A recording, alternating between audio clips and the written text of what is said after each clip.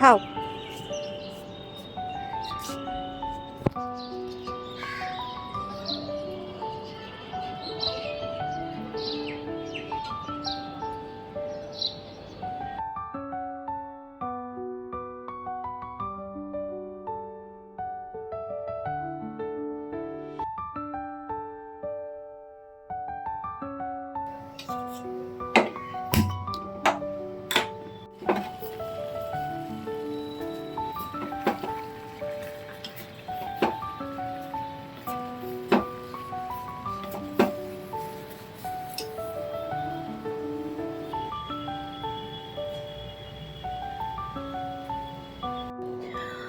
Good morning guys.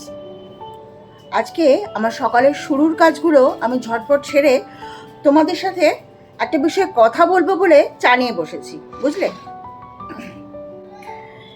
এই ভিডিওগুলো যারা দেখছো তাদের মধ্যে কেউ যদি ইউবার চালক থেকে থাকো, মানে যারা ইউবার চালিয়ে আর্ন করো, তাদের মধ্যে যদি কেউ থেকে থাকো, তারাও ঘটনাটা মনক্ষুণ্ণ না হয়ে খুব ভালো করে শোনো।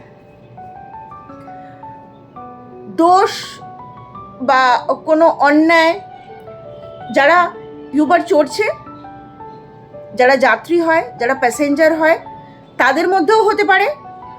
আর ইউবার যারা চালাচ্ছে, যারা ওটা চালিয়ে আর্ন করছে, তাদের মধ্যে অহরহ হয়, ঠিক আছে। এবার প্যাসেঞ্জারদের মধ্যে যে অহরহ হয় না এটাও বলছি না, আমি নিজে যতটা অন্যায় করি বা নিজে যতটা সৎ থাকি সেইটার গুণাগুণ বিচার করে আমি বলছি, অন্য প্যাসেঞ্জারের কথা আমি জানি না। তবে দোষগুণ তো সবার মধ্যে থাকে, তো ওটা অস্বাভাবিক নয়, দুপক্ষেরই কথা বলছি। আমি আমার ছোট মেয়েকে, যে ক্লাস 9-এ পড়ে, তাকে আমাকে ইউবারের ওপর ভরসা করে রেগুলার স্কুলে পাঠাতে হয়। আবার আসার সময় আমি বুক করে দিই, ও ওখান থেকে আসে। রেগুলার ছোটোখাটো বিভিন্ন রকম ঘটনা হয় এই ইউবার সংক্রান্ত, আমি সেগুলো ছেড়ে দিলাম, ঠিক আছে, সেগুলো ছেড়ে দিলাম। অত বলতে গেলে ভিডিওটা অনেক বড় হয়ে যাবে। আমি আজকের ঘটনাটা বলি যে কত বড় অন্যায় যিনি উবের চালাচ্ছিলেন। আমি এখানে বুক করেছি সকালবেলা মেয়ের স্কুলে যাওয়ার সময়, বুক করে উনি আমাকে ফোন করলেন। ফোন করে আমি বললাম, হ্যাঁ এই জায়গাটা আপনি একটু দুপা এগিয়ে আসুন, একটু চালিয়ে ওখানে দাঁড়ান। তো আমাদের একটা স্পট আছে, সেই স্পটে বা সেই লোকেশনে দাঁড়াতে হয়, তাহলে মেয়ে ঝটপট গিয়ে খুঁজে পায়।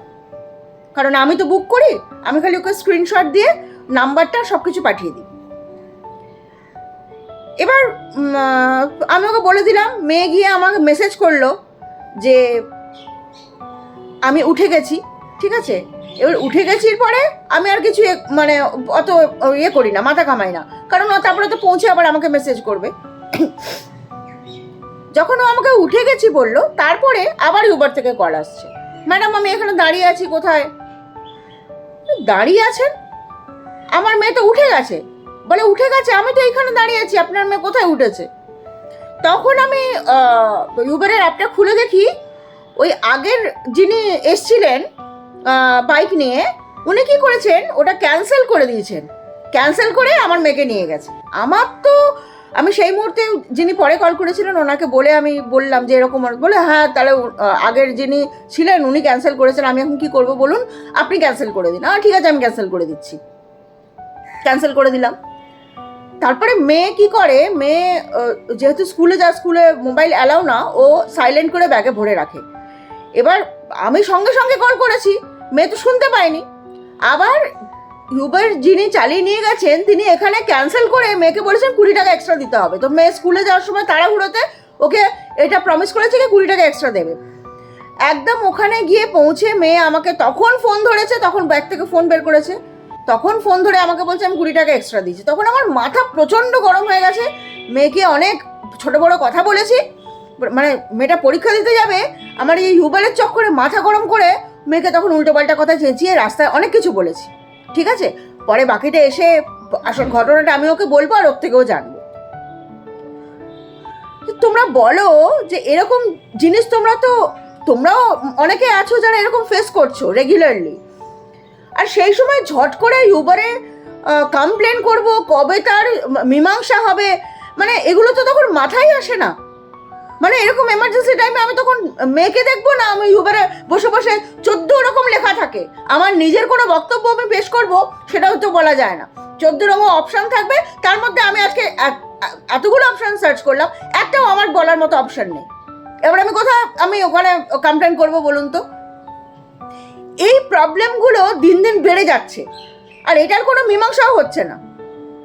যদি মীমাংসা হতো, যদি কোনো তাদের জন্য স্ট্রিক্ট রুল থাকতো, মানে যারা চালাচ্ছেন, তো তাহলে এইসব সমস্যাগুলো তো হতো না। আপনারা কমেন্ট করে আমাকে বলুন যে এর থেকে নিষ্কৃতি পাওয়ার যদি কোনো উপায় থাকে। আর যদি কোনো ইউবার রাইডার, মানে যারা চালান, তারা যদি এই ভিডিওটা দেখছেন, তো তারাও আমাকে কমেন্ট করুন যে আমি যদি কোথাও ভুল হয়ে থাকি। সরি, আমি ভীষণ এক্সাইটেড হয়ে গেছি, কারণ আজকের ঘটনাটা মানে ভীষণ বাজে ব্যাপার হয়েছে একটা, মানে এটা এক্সপেক্টেড নয়। বাচ্চাকে তাদের ভরসায় আমি স্কুলে পাঠাচ্ছি, ক্লাস 9-এর বাচ্চা, মানে তো খুব বেশি বুঝদার বা খুব বেশি বড় হয়ে যায়নি, তাদেরকেও গাইড করতে হয়। এবার সে যেহেতু আমার ফোনটা তখন রিসিভ করেনি, ব্যাগের মধ্যে ফোন রেখে দেয় রেগুলার যা হয়, আর সেও তো জানে না যে ইউবারটা ক্যান্সেল হয়ে গেছে, সেই বা কি করে জানবে? ভীষণ মাথা গরম ছিল সকালবেলা তোমাদের, সেই জন্য আমি খুব তাড়াতাড়ি সব কিছু দেখিয়ে আমি এই চা নিয়ে বসেছি তোমাদের এই ঘটনাটা বলবো বলে। তোমরা আমাকে কমেন্ট করে জানাও যে যদি এর থেকে নিষ্কৃতি পাওয়ার কোনো উপায় থাকে, আর এরকম সমস্যায় তোমরা কারা কারা পড়েছো সেটাও আমাকে বলো, ঠিক আছে? চলো আমি চাটা খেয়ে নিই। আজকে মিঠামিঠি বসে আছে অনেকক্ষণ ধরে, ওদেরকেও বিস্কিট দিই, আবার পরে কথা হচ্ছে, ঠিক আছে? রান্নাঘরে চলে এসেছি। আজকে তোমাদের আমি দেখাবো একটা পোস্তর রেসিপি, মানে আমি যেভাবে ঘরে পোস্ত বানাই ঠিক সেইটাই দেখাবো তোমাদের, ভালো করে দেখে নাও। দেখো, পোস্ত রান্নার জন্য আমি আলু এইভাবে পাতলা পাতলা করে লম্বা লম্বা করে কেটে নিয়েছি, আর পেঁয়াজ এইভাবে কুচি করে নিয়েছি। তোমরা তোমাদের পরিমাণ মতো নিয়ে নেবে। আর পোস্ত আমি একদম পরিমাণ মতো মিহি করে বেটে নিয়েছি। একটু এইটা খেয়াল রাখবে যাতে পোস্ত মিহি করে বাটা হয়। কড়াই গরম করতে দিয়ে দিয়েছি। এবার কড়াইয়ের মধ্যে সর্ষের তেল ঢেলে দেব। এই সব রান্নায় আমি সব সময় সর্ষের তেল একটু বেশি করেই ব্যবহার করি, যাতে টেস্টটা খুব ভালো আসে। এবার সর্ষের তেল গরম হয়ে গেলে তার মধ্যে আমি 5 ফোড়ন দিয়ে দেব। 5 ফোড়নটা একটু ভাজা হলে আমি এর মধ্যে পেঁয়াজটা ছেড়ে দেব, মানে পেঁয়াজ কুচিটা দিয়ে দেব। খুব ভালো করে এবার নেড়ে এটা একদম ভাজা ভাজা করে নিতে হবে, একটু লালচে হবে পেঁয়াজগুলো। এই দেখো, এবার পেঁয়াজটা বেশ লাল লাল করে ভাজা হয়ে এসছে। এই মুহূর্তে এবার টুকরো করা আলুগুলো এর মধ্যে দিয়ে দিতে হবে।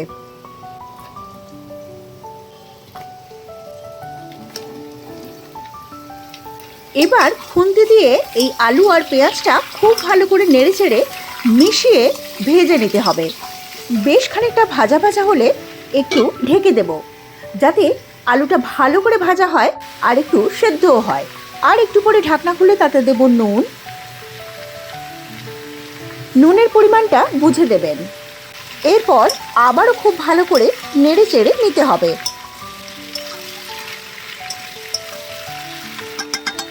এবার আবারও ঢাকা দিয়ে দেব। একটু পরে ঢাকা খুললে দেখতে পাবে আলু আর পেঁয়াজটা খুব ভালো করে ভাজা ভাজা হয়ে গেছে এবং খানিকটা সেদ্ধও হয়ে গেছে।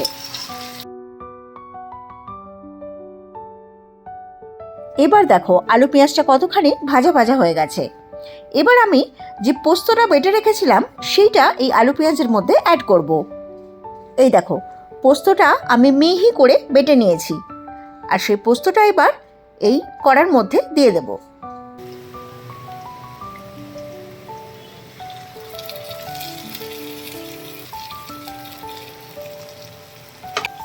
মিক্সির জারে অনেকটাই পোস্ত লেগে আছে, তাই জন্য আমি এটা ধুয়ে এটার মধ্যে দিয়ে দিলাম। এবার এটা খুন্তি দিয়ে খুব ভালো করে নেড়ে নেব। এবার দেখো পোস্তর জল অনেকটাই শুকিয়ে এসছে। এইভাবে হালকা আর মিডিয়াম আঁচের মধ্যে রেখে পোস্তর জলটা আরও শুকিয়ে নিতে হবে এবং ভাজা ভাজা মতো করতে হবে। আমি আর একটু ঢেকে দিলাম যাতে আলুটা পুরোপুরি সেদ্ধ হয়ে যায়।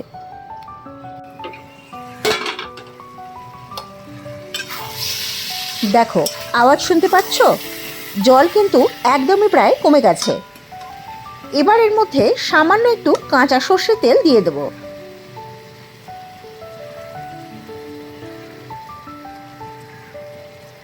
আর দেব খান কয়েক কাঁচা লঙ্কা। আপনারা চাইলে লঙ্কাগুলো চিড়ে বা ফাটিয়ে দিতে পারেন।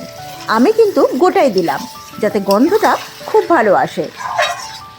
পোস্ত আমার প্রায় রেডি। এবার হালকা আছে পোস্তটা হতে দিয়ে পোস্তর নিচটা ভাজা ভাজা করে নেব।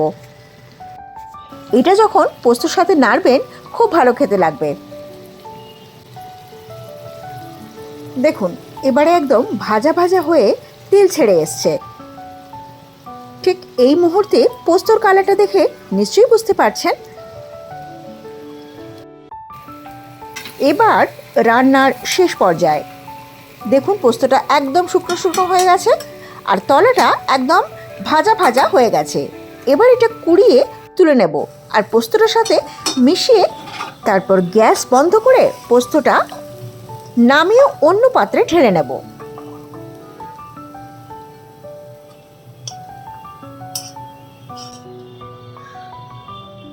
দেখুন পোস্তটা ঢালার পরে কড়াইতে যে ভাজা ভাজা পোস্তগুলো লেগে আছে ওগুলো আমি কুড়িয়ে এই পোস্তর মধ্যে নিয়ে নেব।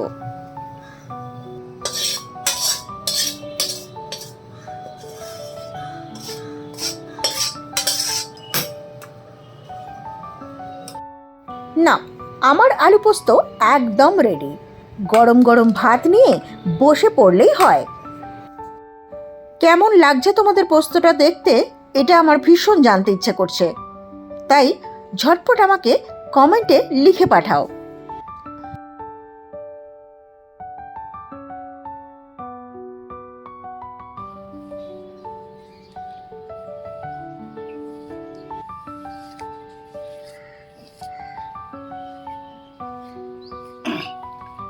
স্নান হয়ে গেছে বুঝলে।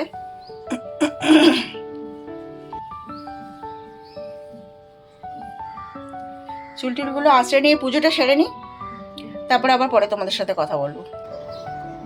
ওয়াশিং মেশিনের মধ্যে অনেকগুলো জামা কাপড় পড়েছিল ভিজে অবস্থায়, ওগুলো একটু মেলে দিলাম। গতকালই ওগুলো কাচা হয়েছে, শুকো দেওয়া হয়নি। এখন একসাথে সব কটাই মেলে দিলাম।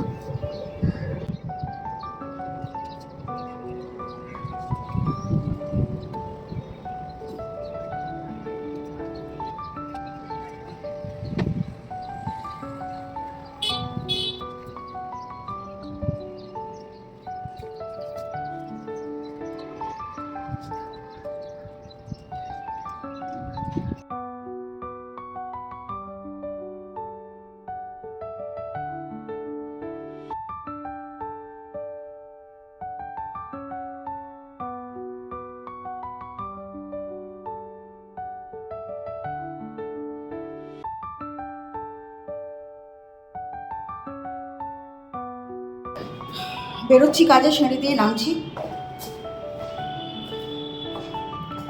চলো আবার পরে কথা হবে, আগে বেরোই। হেভি গরম লাগছে, জ্যাকেট ফ্যাকেট আজকে কিছুই পরিনি, কিন্তু পরতে হবে। চলো পরে কথা বলছি।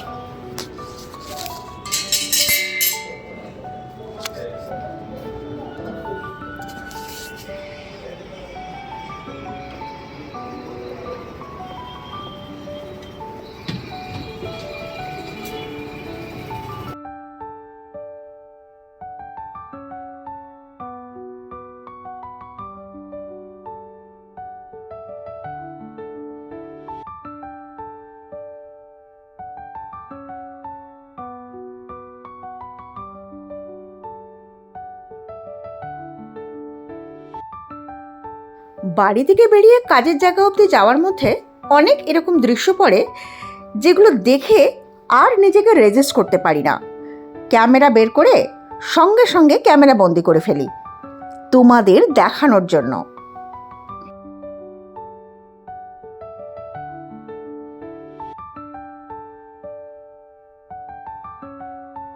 চলো নেমে এবার একটু হাঁটার পালা। একটু হেঁটেই তারপর পৌঁছে যাব আমি আমার গন্তব্যস্থলে। তাহলে এখন রাখি, কথা হবে আবার পরে।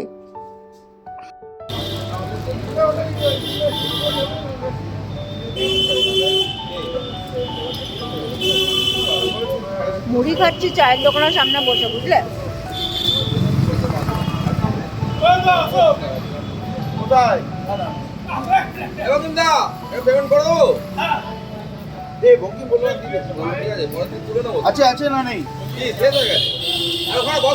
বিভিন্ন রকম লোকেদের বিভিন্ন রকম কথার ভিড়ের মধ্যে ভিডিও করতে হয়। ফাঁকা তো একদম পাওয়াই যায় না, নয় গাড়ির আওয়াজ নয় লোকেদের আওয়াজ। যাই হোক, একটু চা খেতে বেরিয়েছি।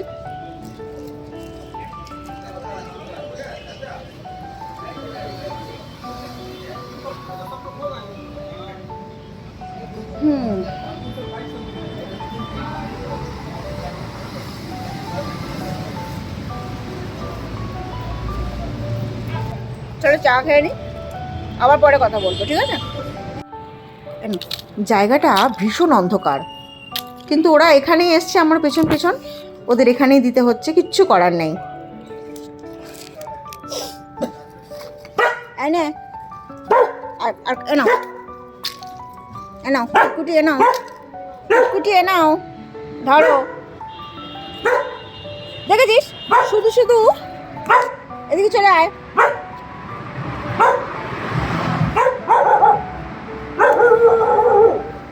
তুমি খাও, তুমি খাও মা, এনাও ধরো।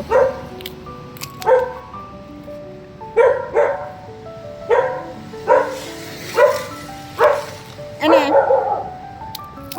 এনে আলো এখানে এত কম, ওদের খাওয়াচ্ছি পুচকুগুলোকে, কিছুই উঠলো না। চলো এবার আমি বাড়ি যাচ্ছি, ঠিক আছে?